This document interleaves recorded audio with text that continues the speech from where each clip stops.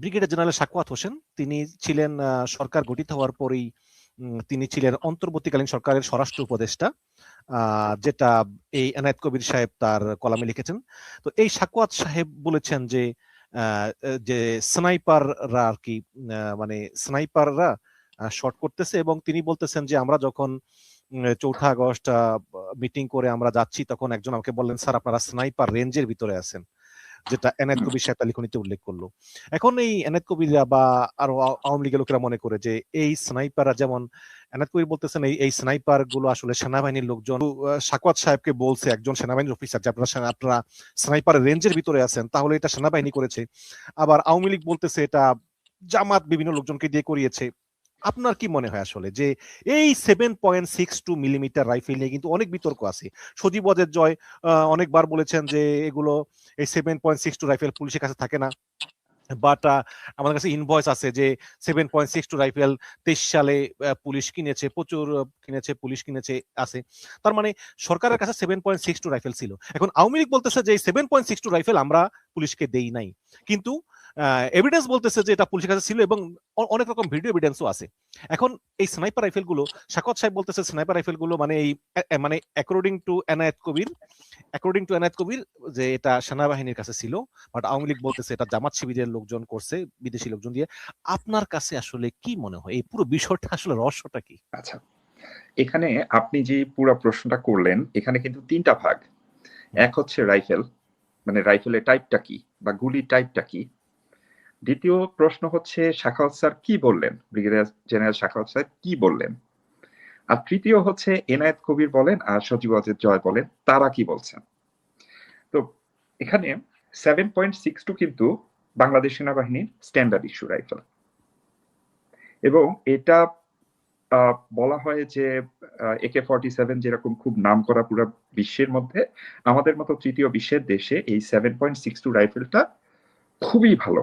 মানে এটার বিকল্প আসলে আপনি যদি খুঁজতে বলতে যান, পারেন গরিবের AK-47, গরিবের AK-47 বলেন, এটা মোটামুটি আপনি যেই যন্ত্রাংশগুলো আছে সেগুলো আপনি চায়না থেকে ইম্পোর্ট করলেন, যেটা আমরা ওই দেখি রাইফেল টাইপ 56 ইউজ করার জন্য, যে আপনি চায়না থেকে ইম্পোর্ট করলেন, তারপর আপনি গাজীপুরের যে মেশিন টুলস ফ্যাক্টরি আছে সেখান থেকে বাকিটা আপনি যন্ত্রাংশ জোড়া দিতে পারলেন। এটার মেইনটেনেন্স খুবই সহজ, এটার মেইনটেনেন্স খুবই সোজা, এবং যেহেতু এটা লং টাইম ধরে বাংলাদেশ সেনাবাহিনী ব্যবহার করে আসছে, তো সেখানে আপনার খুচরা যন্ত্রাংশ থেকে শুরু করে আপনার মেইনটেনেন্স খুব সহজ। এখন আপনি যদি মনে করেন যে না, আমি এত বড় একটা সেনাবাহিনীকে আমি সম্পূর্ণ চেঞ্জ করে ফেলবো, আমাদের পুরা মানে বুলেটের সাইজ থেকে শুরু করে আমাদের আর্মস যা আছে সবকিছু, ওয়েপন্স এন্ড অ্যামুনিশন চেঞ্জ করে ফেলবো, আপনার তো ভাই পুরা 2 বছরের বাজেট লাগবে সবকিছু চেঞ্জ করে ফেলতে, যে আমি আমেরিকার কাছ থেকে কিনবো না আমি ফ্রান্সের কাছ থেকে কিনবো। আমরা যে সকল দেশে আছি এখানে 4-5 হাজার সৈন্য, আরো কম এক একটা দেশে। এইসব দেশে অনেক কিছু আপনি সস্তায় করতে পারবেন, অল্প টাকা লাগবে। বাট বাংলাদেশের মতো একটা ফাস্ট সেনাবাহিনীতে আপনার অনেক টাকার ব্যাপার। তো এখন ধরেন আওয়ামী সরকার থাকতেই 7.62 রাইফেল পুলিশের জন্য বরাদ্দ করা হলো, কিন্তু এখন প্রশ্ন করে যে 7.62 আগে পুলিশের হাতে কি থাকতো, প্রশ্ন করা উচিত না, তাই না? প্রশ্ন করে। তো অধিকাংশ সময় দেখতেন শটগান থাকতো তাদের কাছে, যে যে অস্ত্রবাহী থাকতো তার কাছে শটগান থাকতো। আমরা দেখতাম যে লাঠি হাতে থাকতো, অথবা একজন ইন্সপেক্টরের কাছে একটা পিস্তল থাকে। তো এই যখন স্ট্যান্ডার্ড ইস্যু দিয়ে দেয়া হলো সবার কাছে, তো ছাত্র জনতার কাছে যখন গুলিটা লাগলো, তখন আপনি তো ভিডিও এভিডেন্স আছে যে পুলিশ রীতিমতো আপনার আমরা যেরকম এসে যে শুটিং রেঞ্জে যেভাবে যে পজিশন নিয়ে শুটিং করতাম সেই পজিশনে যে শুট করতেছে। তো এখানে কোনো আপনার বিতর্কের কোনো সুযোগই নাই। এখন আসি ব্রিগেডিয়ার জেনারেল সাখাওয়াত স্যারের কথায়, যে একজন সেনাবাহিনীর অফিসার বলল, স্যার আপনারা স্নাইপার রেঞ্জের মধ্যে আছেন, কিন্তু স্নাইপার রেঞ্জটা কোথায়? এটা বলেছে যে তৎকালীন ডিজিএফআই এর কাউন্টার ইন্টেলিজেন্স প্রধান ব্রিগেডিয়ার জেনারেল আহমেদ তানবীর মাজার সিদ্দিকী ফোন করে বলতে, স্যার আপনারা স্নাইপার জোনে আছেন। মাজার স্যার বলল যে আপনারা স্নাইপার জোনে আছে, কিন্তু জোনটা কোথায়, মানে ওনারা কোথায় ছিলেন, ওই মুহূর্তে কোথায় অবস্থান করছিলেন? ওনারা বাংলা মোটরে জাহাঙ্গীর গেটের দিক দিয়েছিলেন। এক্স্যাক্টলি এক্স্যাক্টলি আমি কিন্তু এটাই বলতে চাচ্ছিলাম যে উনারা ছিলেন থার্ড গেট, মানে যেটাকে জাহাঙ্গীর গেট বলা হয় সে থার্ড গেটের কাছে। উনারা কিন্তু বাংলা মোটরে ছিলেন না, পরিবাগে ছিলেন না, ইন্টারকন্টিনেন্টালের সামনে ছিলেন না, অথবা শাহবাগে ছিলেন না।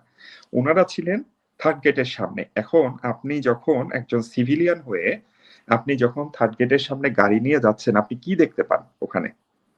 আপনি প্রথমেই দেখতে পান যে একটা গেট। গেটটা কি খালি? না, অবশ্যই এই গেটটা প্রোটেক্টেড। এই গেটটা প্রচন্ড ভাবে প্রোটেক্টেড। গালিব হক, আমি নিজেও কিন্তু প্রচুর গেছি এই জাহাঙ্গীর গেট দিয়ে, এবারও গেছি। আসলে কি সবসময় স্নাইপার থাকে এখানে? আপনার তো সবসময় স্নাইপার থাকার দরকার নাই এখানে। এই সিচুয়েশনটা কিন্তু যখনের কথা বলছেন, যখনকার কথা শাখাওয়াত স্যার বলছেন, এটা কিন্তু কোনো স্বাভাবিক সিচুয়েশন না। এখানে স্বাভাবিক সিচুয়েশন না। এখানে একদল মানুষ জাহাঙ্গীর গেট ভেঙে ভিতরে ঢুকতে পারে, জাহাঙ্গীর গেট ভেঙে ভিতরে ঢুকতে পারে। তো এই সিচুয়েশনে আপনি স্নাইপার ওখানে বসাতে পারেন। কিন্তু স্নাইপার যখনই বলছেন, আমাদের মাথায় একটা চিত্র আসছে যে হয়তোবা কোনো জঙ্গলি পোশাকে অথবা কোনো কাভারে ঢেকে অনেক বড় অস্ত্র নিয়ে, যেমন আমরা মুভিতে দেখি, যেমন হ্যাঁ মুভিতে যেরকম দেখি, এরকম একজন ঢেকে বসে আছে। সেটা না। দুইজন যদি অস্ত্র তাক করে সেখানে বসে থাকে চোখ লাগিয়ে, সেটাও স্নাইপার। সেও ওখানে সে বন্দুক তাক করে বসে আছে স্নাইপার জন্য, সে একটু দূর থেকে শট নিতে পারবে। সেটা তো সেনাবাহিনীর ক্যান্টনমেন্ট রক্ষার জন্য স্নাইপার জোন ওখানে ক্রিয়েট করা হয়েছে। সেখানে যদি আপনিও যে দাঁড়ায় থাকেন, আপনিও যে যদি ওখানে মিছিল করতে থাকেন, তাহলে মিলিটারি পুলিশ ইউনিটের অফিসাররা এসে বা সৈনিকরা এসে আপনাকে ওখানে বলবে যে আপনি এই কাজটা এখানে করবেন না। তারপরে যদি আপনি অস্ত্রশস্ত্র নিয়ে হামলা করতে চান, তাহলে হয়তোবা তারা প্রতিহত করার চেষ্টা করবে, কারণ সেটা তো খুবই প্রোটেক্টেড এরিয়া। আপনি ওখানে গাড়ি নিয়ে গেলেও তো আপনাকে প্রশ্ন করা হয় যে আপনি কোথায় যাচ্ছেন। এবং আপনি যদি সেখানে ওই জায়গা যাওয়াটা যদি আপনি ভাঙার চেষ্টা করেন, ব্যারিকেডটা যদি আপনি ভাঙার চেষ্টা করেন, আপনাকে তারা অ্যারেস্ট করবে অথবা তারা আপনার বিরুদ্ধে ব্যবস্থা নিবে। এটা খুব স্বাভাবিক। এটাকে খণ্ডিত অংশ তারা প্রচার করে যাচ্ছে বারবার বারবার বারবার করে, খণ্ডিত অংশ প্রচার করে যাচ্ছে। আর সজীব বলের জয়ের মতো মানুষ যারা, তাদের কাছে তো যারা তথ্য দেয়, তারা তো খুব খুব স্পেসিফাইড কিছু মানুষ ওখানে তথ্য দিচ্ছে। ধরেন এম এ আরাফাত সাহেব ওখানে তথ্য দিচ্ছে। তো আরাফাত সাহেব চাচ্ছেনই এমন একটা কথা ওনাকে দিয়ে বের করতে, মুখ দিয়ে বের করতে, যেই কথাটা উনি চাচ্ছেন যে এই কথাটা প্রচার হোক, এটা নিয়ে কথা হোক। তাতে হয়তো বা আওয়ামী লীগের মানুষরা সেটা বারবার প্রচার করতে থাকবে, যেহেতু সাবেক প্রধানমন্ত্রীর ছেলে, হয়তো বা উনার কথা কেউ পাত্তা দিবে না, কিন্তু সজীব জয়ের কথা পাত্তা দিবে। এটা বড় কোনো নিউজে আসবে, এটা নিয়ে একটা বিতর্ক সৃষ্টি হবে। তো এখানে যেটা বারবার বলা হচ্ছে যে না, তৃতীয় কোনো শক্তি গুলি করে মানুষ মারে, মানুষ মারছে, এটা আসলে বিতর্কে অথবা লজিকে টিকে না, টিকে না। যেখানে আমাদের কাছে সব ভিডিও এভিডেন্স আছে। এখন আমি যখন এই রিপোর্টগুলো পড়লাম, তখন বারবার কর্নেল হাসিন স্যারকে আনা হচ্ছে, সাবেক অফিসারদেরকে আনা হচ্ছে এখানে, যে উনারা প্ল্যানিং করছে। ভাই আপনি একটা জিনিস চিন্তা করেন, যে ঢাকা শহর যেখানে মানুষে মানুষে ধাক্কা খায়, আপনি ফার্মগেটে যেয়ে দাঁড়ায় থাকলে আপনার হাঁটা লাগবে না, মানুষ ধাক্কায় আপনার সামনে নিয়ে চলে যাবে। তো এইরকম জায়গাতে আপনি একটা স্নাইপার জোন ক্রিয়েট করবেন, একটা বিল্ডিং এর উপরে বসে ওয়েট করবেন ঘন্টার পর ঘন্টা, যে আমি ছাত্রদেরকে মারবো বা জনতাকে আমি মারবো, এবং আপনি ওয়েট করবেন যে এইখান থেকেই জনস্রোতটা আসবে। কতটুকু এটা কি বলে, গাঁজাখুরি কথাবার্তা। এটা গাঁজাখুরি কথাবার্তা, যে আপনি ধরেন আপনি জাস্ট একটা র্যান্ডামি হিসাবে একটা ভিআইপি মুভমেন্ট হবে এবং আপনি এখানে স্নাইপার বসে রাখলেন। এখানে আমরা যদি প্রবাবিলিটি হিসাব করি যে এখানে 10টা বল আছে, তো একটা লাল বল আছে, তো আমি এখানে র্যান্ডম হিট করতে থাকবো, এই হলে লাল বলটা পড়ার সম্ভাবনা কতটুকু? এর চেয়েও তো সম্ভাবনা কম যে ওখান থেকে ওই ভিআইপি মুভমেন্টটা হবে।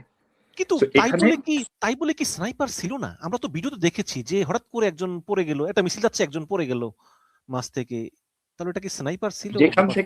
যেখান থেকে ক্যামেরাটা ধরা হচ্ছে সেটা হচ্ছে খুব সেফ জোন। সবসময় সাংবাদিকরা কিন্তু যেই পক্ষ থেকে ইট ছোড়া হচ্ছে সেদিক থেকে ভিডিও করে না, করে হচ্ছে পুলিশের সাইড থেকে।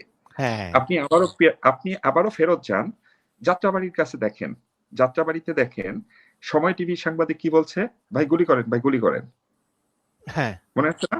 ভাই গুলি স্পষ্ট করেন। মনে আছে।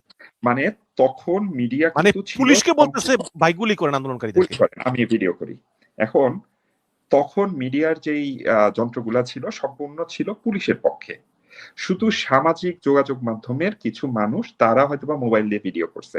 তারপরে তো ইন্টারনেট ছিল না, ইন্টারনেট ছিল না। আমি আপনাকে ফোন দিতাম বা আমি কাউকে ফোন দিতাম বা আমরা ওই যে ভিপিএন ইউজ করে যোগাযোগ করার চেষ্টা করতাম।